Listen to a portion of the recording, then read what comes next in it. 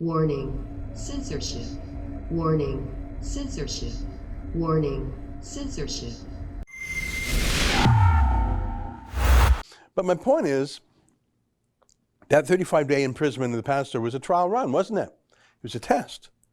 In 35 days, the government saw what it could get away with, and the answer is everything. And so, of course, they went in military style, literally occupying the church, turning it into an armed outpost, and they brought their toilets with them just to show the level of respect with which they treat the church. So gross. And nothing. Did you see anything?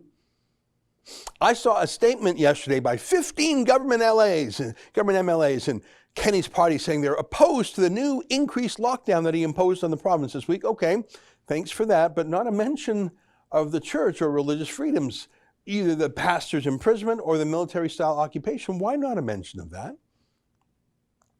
And more to the point, so they put out a Facebook post. Great, let me give you a medal for bravery.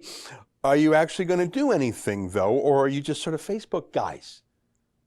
Are you going to submit a private member's bill? Are you going to call for an emergency debate? Are you going to vote against something, anything? Are you going to break away from the government and form your own freedom caucus? I don't know. Are you going to stand, and I mean physically stand, with, if not the church, one of the 1,000 small businesses being knifed in the back? Or is this just slacktivism? Do you know that word? You did a tweet, you clicked like on Facebook, now you can claim that you're more than nothing.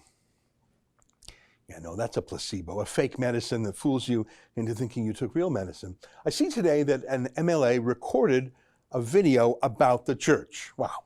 I'll play it for you now in full. I woke up this morning and saw the same thing everyone else did, that a church outside Edmonton has been barricaded by AHS. Now, I think in a free and democratic society, worship is fundamental freedom that we must maintain. I believe that as Canadians, as Albertans, it is so intrinsic to who we are, whether you're a believer or not, the ability to choose for yourself who you worship, how you worship, and where you worship. Now, I respect and understand the 15% capacity limit. I'm frustrated by it. I brought it up in the legislature multiple times that we should be lifting these numbers. But that said, it is a different line to cross, to barricade a church, a place of God. Now, I'm not speaking here as a politician. I'm speaking as an Albertan and as a Christian. And I believe that right now, fundamentally, we need to take a stand. We need to say something, and here I am making the case that we cannot allow churches to be barricaded in our society. If you agree with this, I'm asking you to share this video.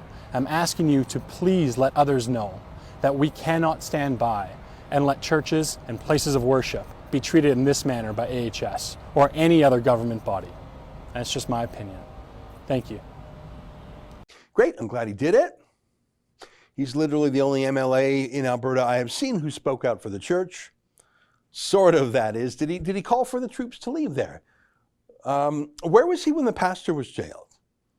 Why is he recording the video at the legislature? Why didn't he just drive 15 minutes down to the church property itself? I'm not saying break into the church property, stand at the road. Why not? And what was the or else part? What was his plan? Or is the plan just to do a little video, accept lots of kudos for being very, very brave and edgy, and then going back to sleep? Hey, can I ask you a question? Can you name a single way in which the so-called Conservative Party's treatment of this church is any different from how the NDP would have treated it were they in office? That's an excerpt from my daily show, the Ezra Levant Show. Every day I do a monologue on the news of the day, then I interview an interesting guest, and then I read my hate mail. You gotta subscribe. Go to rebelnews.com.